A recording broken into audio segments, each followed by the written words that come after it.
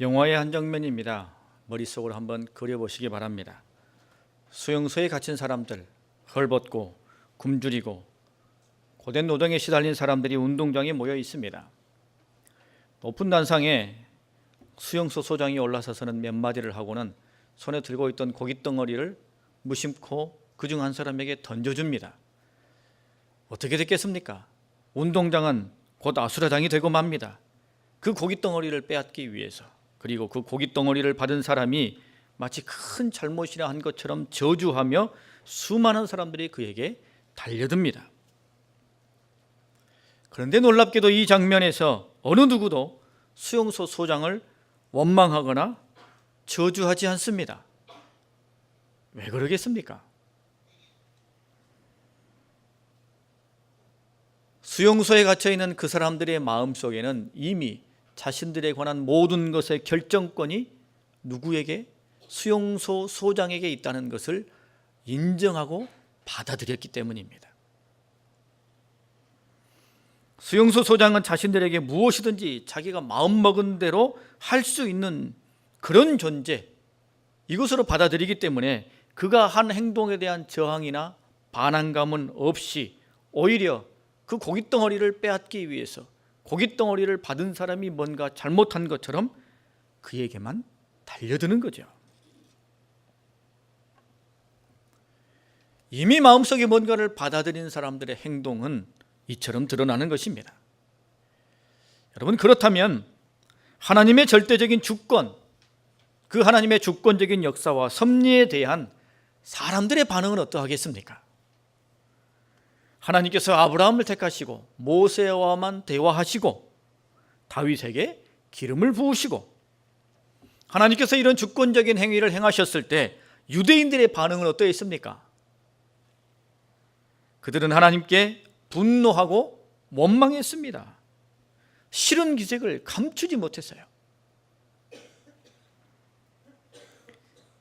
오늘날도 아마 마찬가지일 것입니다.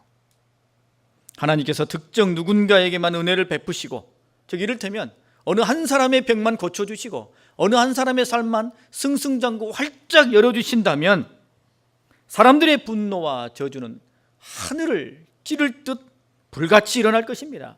머리에 띠를 두르고 피켓을 들고는 불공정한 하나님은 각성하라, 불공평한 하나님은 물러가라 외쳐댈 겁니다. 자기들끼리 삼삼오오 모여서 무슨 하나님이 그러냐고 그렇게 수군될 겁니다. 그러나 여러분, 성도는 철저히 하나님의 절대적인 주권을 인정하는 사람들입니다. 하나님께서 어떤 사람을 사용하시고 또 나를 어떤 곳으로 이끄시든 그 안에 하나님의 주권이 있다고 인정하는 사람이에요. 하나님의 절대적 주권을 인정해야 하나님을 하나님으로 인정하는 것이기 때문입니다. 바이올린 협주곡 4개, 안토니오 비발디가 작곡한 명곡이죠. 그의 아버지는 베네치아에 있는 성 마르코 성당의 바이올린 연주자였습니다. 그래서 그는 어려서부터 바이올린에 대한 탁월한 재능을 보였습니다. 그럼에도 그는 남다른 신앙으로 15세에 음악학교가 아닌 신학교에 들어갑니다. 그리고 25세에 신부의 서품을 받게 되죠. 하지만 그의 의지적인 선택은 여기까지입니다. 그는 미사를 집리하지 못할 정도로 건강이 극도로 악화되고 말았습니다. 절망스러운 상황이었죠. 아마 세상 사람들은 그를 향해 이렇게 말했을지도 모릅니다. 운명이 그를 외면했다, 이렇게 말했을지도 모르겠습니다. 결국 그는 여자아이들만을 위한 고아원인 피에타의 음악교사로 임명되었습니다. 그는 신부에서 다시 음악가로, 그리고 그렇게 해서 4개를 포함한 숱한 명곡을 작곡하게 됩니다. 성도는 나 자신에 대한 하나님의 절대적인 주권이 있음을 인정하는 사람이에요. 내 삶 가운데, 내 인생 가운데 하나님의 절대적인 주권이 있는 것을 인정하고 그것을 믿는 사람들이에요. 다른 사람은 어느 길을 걷고 다른 사람의 손에는 얼마나 큰 떡덩이가 있고 그것에 내 마음과 내 인생이 좌지우지되어 불평하고 원망하며 그렇게 인생을 낭비하는 존재가 아니라 내 삶에 대한 하나님의 절대적인 주권, 이것을 인정하는 거죠. 비발디의 인생 역경, 당사자에게는 큰 변화요 감당하기 버거운 어려움이었습니다. 하지만 하나님께서 그에게 행하신 그 주권은 결국 그로 하여금 가장 빛나는 삶을 살게 하였습니다. 여러분, 우리가 하나님의 주권을 내 안에서 내 인생 가운데 역사하시는 하나님의 주권을 철저히 인정할 때 우리의 삶은 빛나는 것이요, 우리의 삶은 놀랍도록 은혜로 가득 차게 되는 것입니다. 그것을 인정하는 사람의 삶이 빛나는 인생이 되는 거예요. 여러분, 하나님의 절대적인 주권과 섭리, 그 최고점이 무엇입니까? 예수님과 관련된 거예요. 독생자 예수님을 이 세상에 보내신 것, 예수님을 통해 구원의 길을 여신 것, 예수님께 십자가 희생제물 화목제물이 되라 하신 것, 예수님에게 사람을 살리는 생명의 떡이 되라 하신 것, 이게 하나님의 절대적인 주권의 최고점입니다. 왜 독생자 예수님이냐고, 왜 굳이 십자가냐고, 왜 생명의 떡이냐고 할 것이 아니죠. 하나님의 절대적인 주권에 예수님께서 순종하셨던 것처럼 우리도 예수님을 통해 행하시는 하나님의 절대적인 주권에 순응하며 순종하는 것입니다. 그게 성도이지요.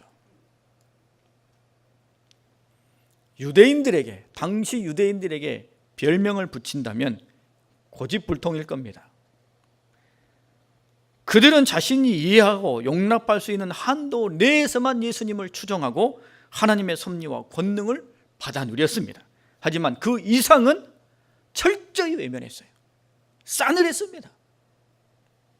오병이어의 기적 먹고 마시고 죽은 자를 살리신 하나님의 주님의 기적 놀랍게 탐복하고 바람과 풍랑을 잔지않게 하시는 것을 보며 하나님께 영광을 돌리고 하나님을 찬양하였습니다만 예수님이 그리스도이가 되심, 생명의 떡이 되심에 대해서는 철저히 마음의 문을 닫았어요. 여러분, 사실은 이것이 진짜 믿음이죠. 이적과 기적을 믿는 정도가 아니라 예수님을 메시아로 믿는 것이 진짜 믿음인데 유대인들에게는 그런 진짜 믿음이 없었어요. 66절에 보면 그때부터 그의 제자 중에서 많은 사람이 떠나가고 다시 그와 함께 다니지 아니하더라 라고 말씀하십니다. 예수님께서 자기 자신이 생명의 떡이다 라고 말씀하시자 예수님은 하나님께로부터 하늘로부터 보냄을 받았다 라고 말씀하시자 그 많던 제자들이 다 떠나가고 말았습니다. 그들은 하나님의 말씀, 예수님의 그리스도 되심, 생명의 떡이 되심을 도저히 이해하지 못하고 받아들이지 못하고 감당하지 못했기 때문입니다. 그들의 조상들이 광야에서 먹었다던 그 만나 그들은 목격한 적도 먹어본 적도 없습니다만 그들의 조상들이 광야에서 하나님으로부터 만나를 먹었다는 것을 철석같이 믿었습니다. 하지만 지금 주님께서 그들 앞에서 이적과 기적을 베푸시며 나는 하늘로부터 보냄을 받은 자로 너희들의 생명의 떡이다 라고 말씀하시는 그 말씀은 도저히 받아들일 수 없었던 거예요. 믿음으로 받아들이지 못하였습니다. 그래서 주님을 떠나게 되었습니다. 그 많은 제자들, 자신이 감당하기 어려운 상황을 만나자, 힘들고 어려운 난제에 부딪히자, 심각한 문제 앞에 서게 되자 그들은 고개를 저으며 주님을 떠나갔습니다. 여러분, 우리는 어떤 신앙인입니까? 우리는 어떤 성도입니까? 믿고 싶은 것만 믿고 감당할 만한 것만 감당하고 이해되고 납득되는 것만 받아들입니까? 아니면 결정적인 순간에는 믿음으로 주님을 바라봅니까? 예수님의 하나님의 천지 창조, 아브라함과 모세 이야기, 예수님의 동정녀 탄생, 부활과 승천, 성경에 기록되어 있는 구석구석을 다 믿습니까? 아니면 선별적으로 믿습니까? 성경의 말씀 선별하여 내가 믿는다면 그것은 신념에 불과한 것이죠. 여러분, 우리에게 부모님이 있고 혹은 자녀들이 있습니다. 100% 마음에 듭니까? 100% 마음에 드는 부모가 있고 100% 마음에 드는 자녀들이 있습니까? 그렇지 않습니다. 때로는 마음에 들지 않거나 싫을 때도 있죠. 그렇다고 해서 엄마 아빠가 아닌 게 아니에요. 그렇다고 해서 내 자녀가 아닌 것이 아닙니다. 여러분, 어느 자녀가 자기 마음에 들 때는 아빠라고 생각하고 용돈 안 주고 마음에 들지 않으면 아저씨라고 생각합니까? 그렇지 않아요.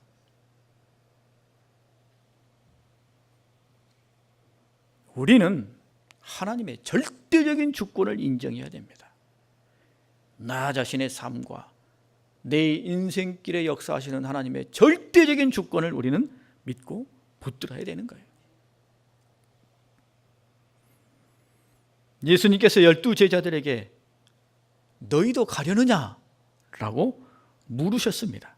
그때 베드로가 어떻게 대답합니까? 68절입니다. 주여, 영생의 말씀이 주께 있사오니 우리가 누구에게로 가오리이까? 여러분, 지금 주님께서 내게 행하시는 여러 가지 일들이 내 마음에 들지 않는다 할지라도, 세상 가운데 역사하시는 것이 이해가 되지 않는다 할지라도 주님을 떠나서는 안 됩니다. 피하면 안 됩니다. 외면하면 안 되는 거예요. 주님을 붙들어야 됩니다. 기도하라 하면 불편하면서, 떡 먹으라 하면 앞다투어 몰려들고, 사명 감당하고 성도답게 살아라 하면 꺼려 하면서도, 복 받으라 하면 머리부터 밀어들고, 기적과 이적의 말씀은 아멘 하면서도 십자가와 좁은 길의 말씀은 노멘.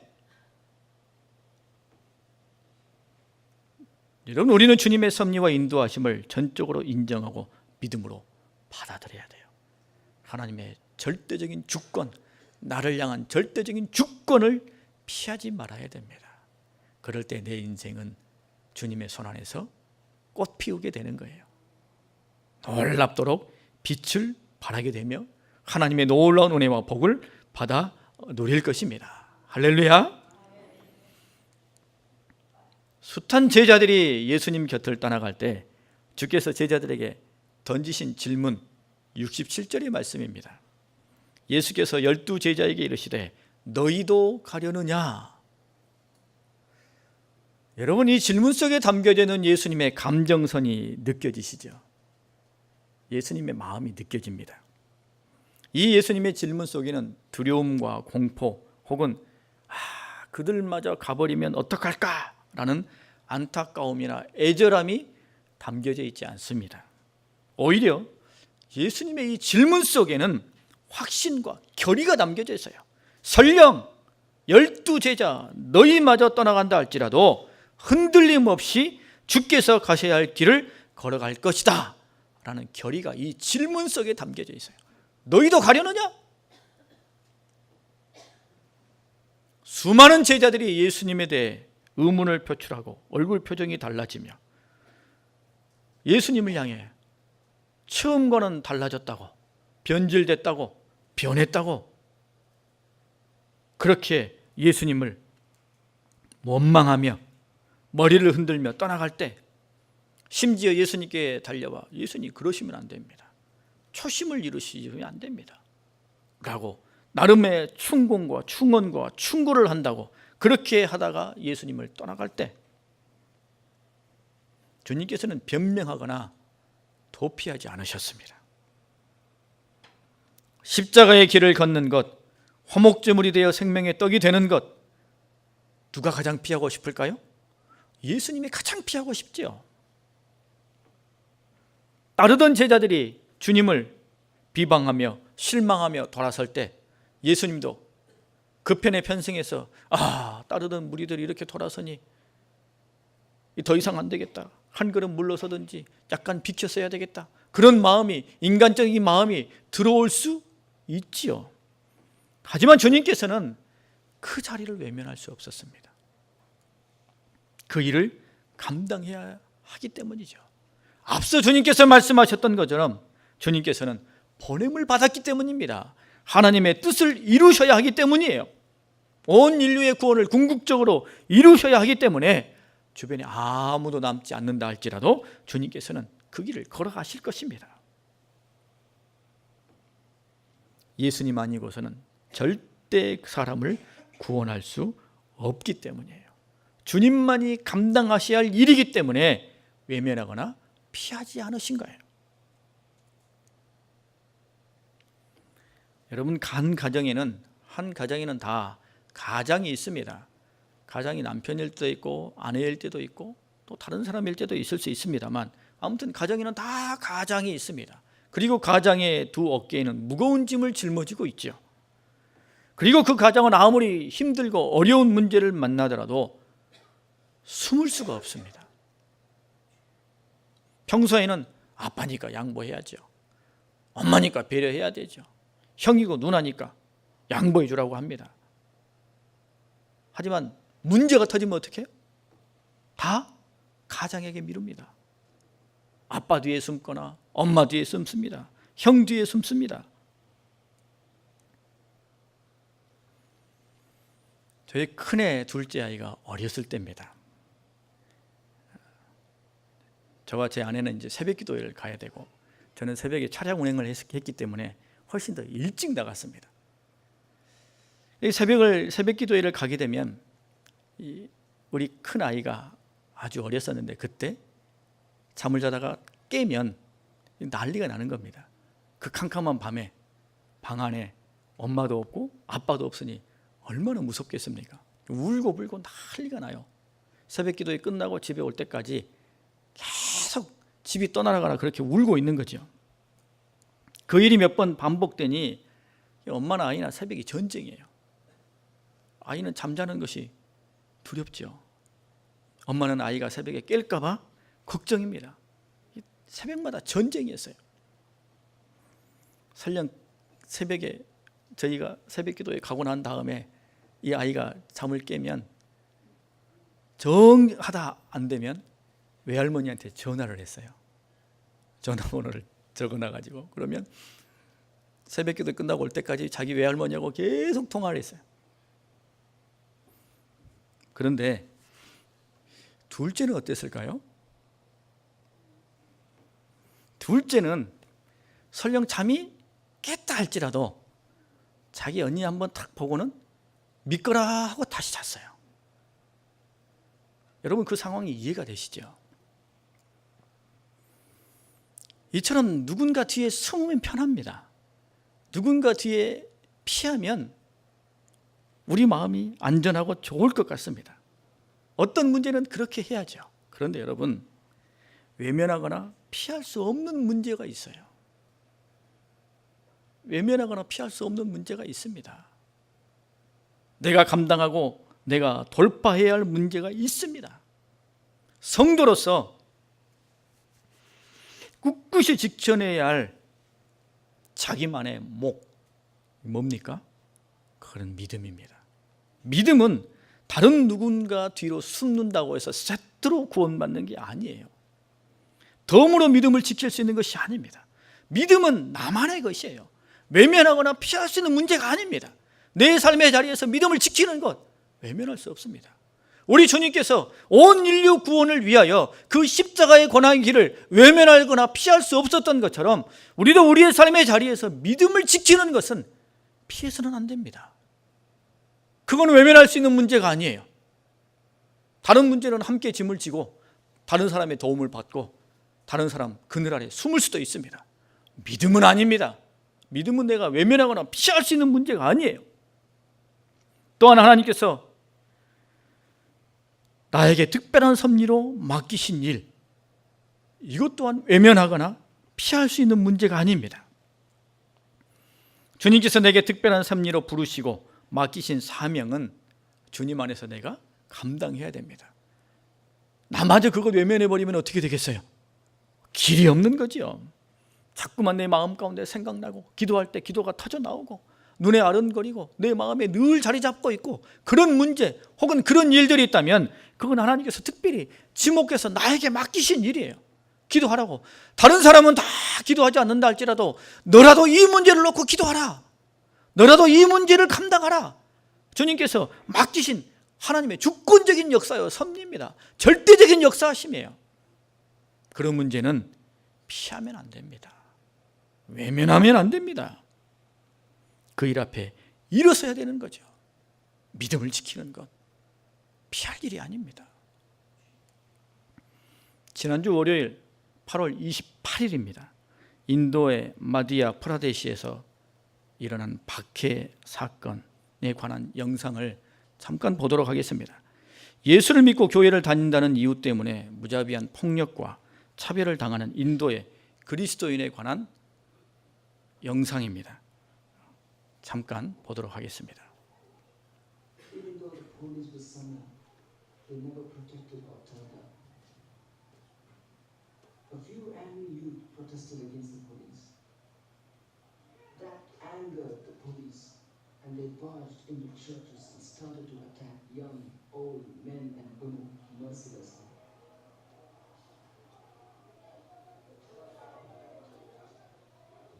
The police even barged into Christian educational institutions, and they had no mercy even on the women and children.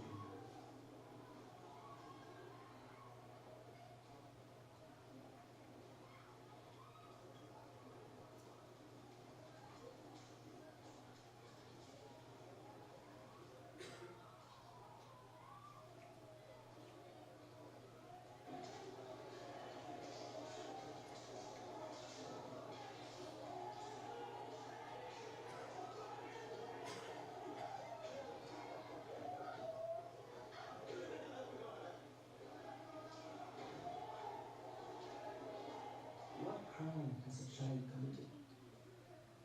Where is the welfare of the innocent? Pastor Walter Massey's house was barged into by 25 youngsters who beat him with sticks. They beat him mercilessly till blood gushed out in the presence of his wife and daughter. The pastor kept lifting the name of Jesus, even though he knew his life could be at stake.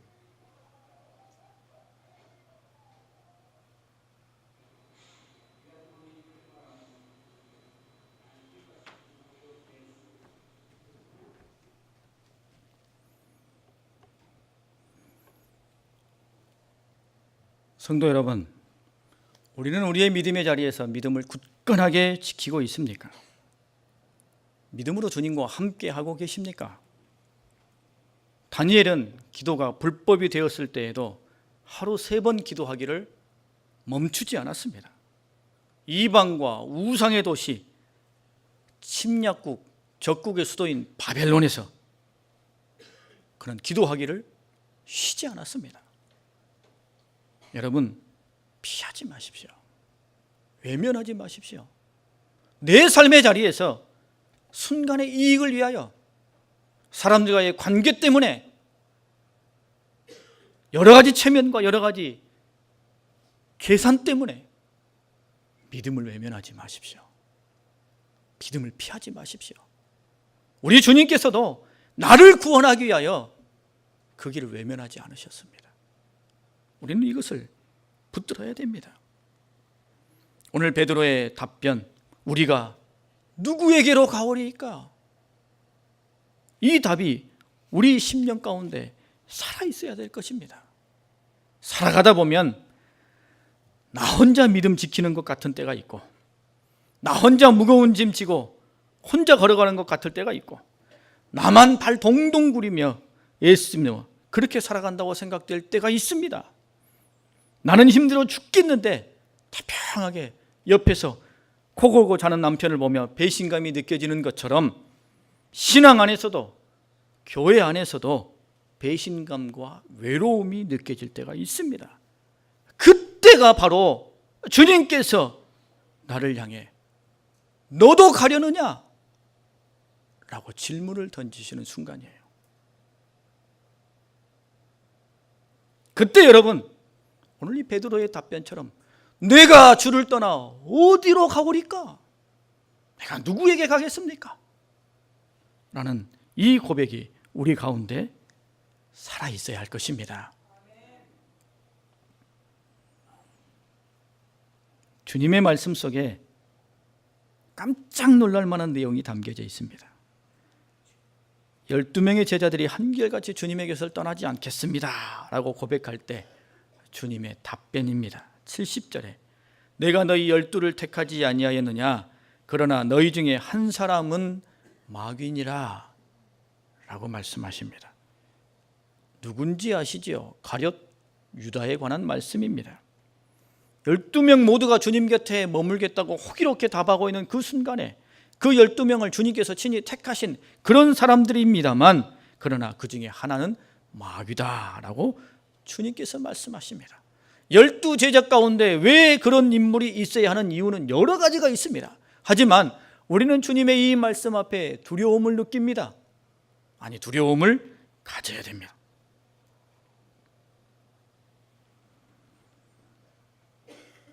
생각해보면 예수님의 수제자 베드로마저도 마귀짓을 했지요. 주님을 향한 놀라운 믿음의 고백을 한 다음 곧바로 주님의 길을 가로막았습니다. 그러시면 안 됩니다 라고 주님의 길을 가로막았습니다. 그때 주님께서 베드로를 향하여 사단아 내 뒤로 물러가라 라고 꾸짖으셨습니다. 주님께서 십자가에 달리실 때 수제자였음에도 베드로는 예수님을 3번이나 부인하고 마지막 3번째로는 예수님을 저주까지 하였습니다. 마귀짓을 한 거죠. 두려운 일입니다. 예수님께서 택하신 12명 안에 마귀가 있다라고 주께서 말씀하신 것. 아니, 수제자 베드로마저도 예수님 앞에 마귀짓을 2번이나 했으니 그것도 성경에 기록된 것만 해도 2번이니 여러분 우리 두려워해야 되지 않겠습니까? 어찌 우리 중에 혹은 나 자신이 쭉정이가 아니란 법이 있을 수 있겠습니까? 마태복음 13장에 보면 가라지 비유가 나옵니다. 밭에 좋은 씨앗을 뿌렸는데 그 밤에 사단이 와서는 가라지를 뿌리고 가버렸습니다. 처음에는 몰랐습니다. 한참 싹이 나고 자라고 난 다음에 종들이 보니 심은 알곡 외에 가라지가 나는 거예요. 깜짝 놀라 주인에게 달려와 그 사실을 알립니다. 그때 주인이 뭐라고 답합니까? 가만두라. 가라지를 뽑다가 곡식까지 뽑을까 염려하노라 라고 말씀하셔요. 여러분, 이 말씀 앞에 우리는 주님의 놀라운 뜻을 우리 마음 가운데 담아야 됩니다. 이 말씀 속에 우리 안에도 가라지나 쭉정이가 있을 수 있으며 쉽게 사라지지 않을 것이다 라는 것을 말씀하시는 거죠. 두려운 일입니다.